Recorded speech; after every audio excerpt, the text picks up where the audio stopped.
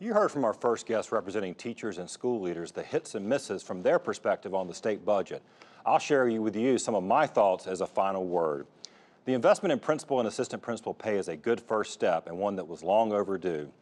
North Carolina had already dropped to an embarrassing 50th nationally.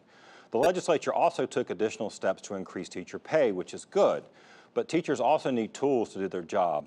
They've learned over the last few years how to do more with less classroom resources, less in teacher assistance, less in professional development.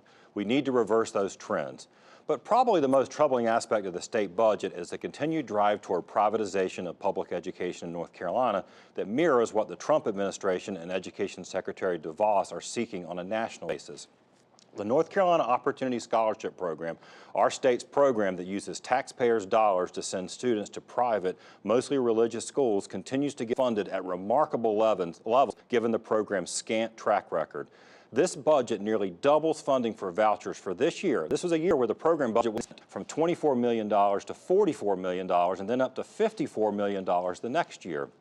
The General Assembly is on pace to spend more than $1 billion in taxpayer dollars on this program in 10 years with few requirements for financial reporting and basically non-existent ways to measure academic success of its students.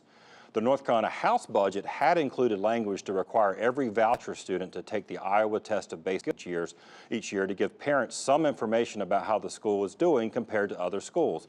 But even that minimal requirement were removed in the budget conference and replaced with a task force to study the possibility of accountability. It's really quite unbelievable given the amount of scrutiny and testing that our public schools, its students and teachers have to endure every year, that tens of millions of dollars are being sent to private schools with such shockingly low oversight. I can't fathom that the General Assembly would accept this from anything else funded by taxpayers. And they top it off this year by adding a brand new voucher type program, personal education savings accounts, that have even less accountability. Now, how best to measure the academic results can be debated and discussed, but certainly we should all be able to agree that spending $1 billion in taxpayers' money ought to require transparency and accountability.